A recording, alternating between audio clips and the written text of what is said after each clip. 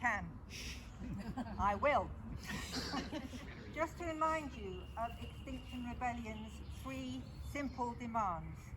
Act now, achieve net zero emissions by 2025, tell the truth, that's number 2, stop greenwashing, stop protecting businesses that are profiting from increasing CO2 emissions, adopt the new reintroduced Climate and Ecological Emergency Bill, which provides the strategy for action that is missing from the Environment Bill.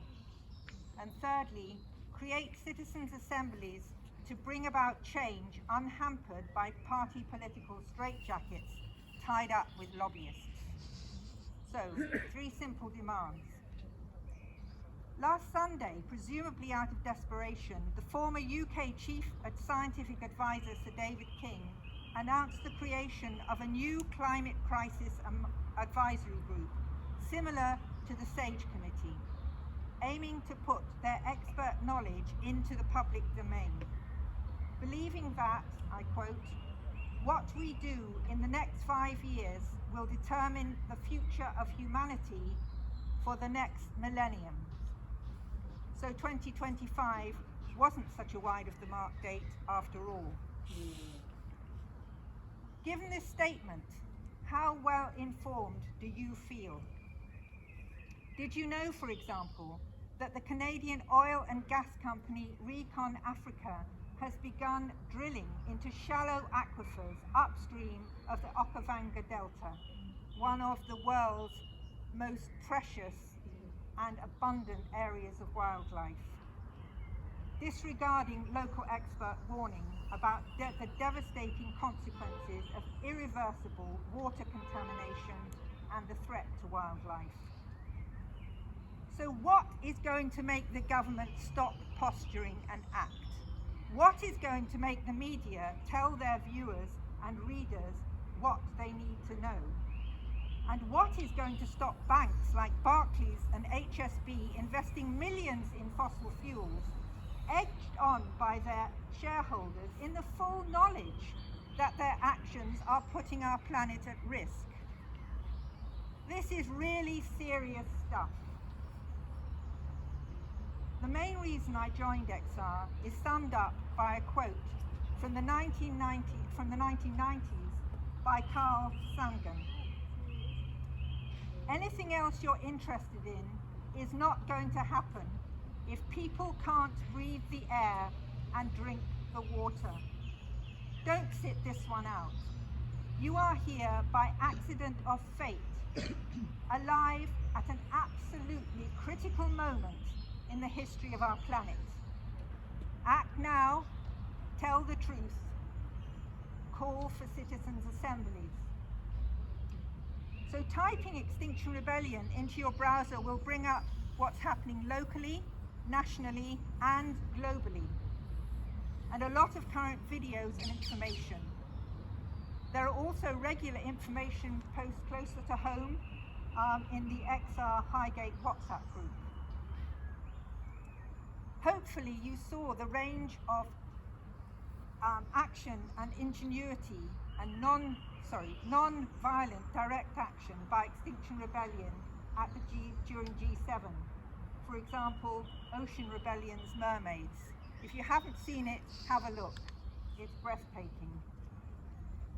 Oops, sorry.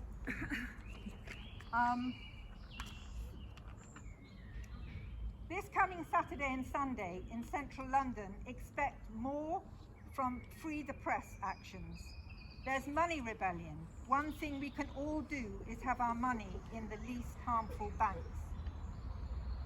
The recent complete acquittal of 6 activists who daubed fake oil on Shell's offices in the South Bank shows that public opinion is turning. XR Zero Waste continues to play a key role in anti-incineration action that you've heard about. Have a look at their website. Join the National Day of Action planned for September. The Movement of Movements campaign against the new UK policing bill currently going through Parliament appears to be the only visible opposition to laws which, if introduced, will make many actions routinely done by XR rebels like myself subject to 10 years imprisonment. MP David Lammy, in his opposition speech, said, "Government is introducing these measures because it dislikes Black Lives Matter and it hates Extinction Rebellion, because both tell too many hard truths." These are non-violent, direct actions based on the model of the American Civil Rights Movement. Respect and well-being is at the heart of what we believe and do. We have a call. When one rebel says extinction, all those opposed to the extinction of any living creature and our biodiversity replies rebellion. So let's give it a go. I'll call extinction. Extinction! Rebellion! Excellent. Join us. Make COP26 count and stop HS2. Thank you.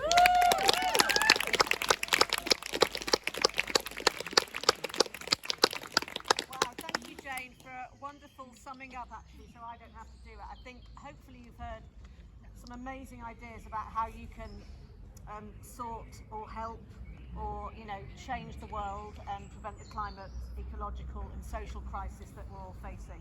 I just want to say a huge thank you to all the speakers for having to raise their voices. So a round of applause for everybody.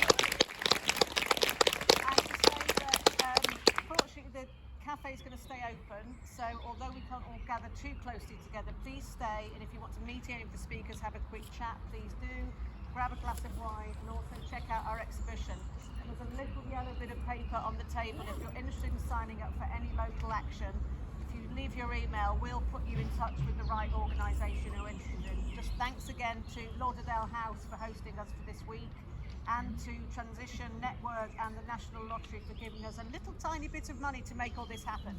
So thanks for coming, everybody.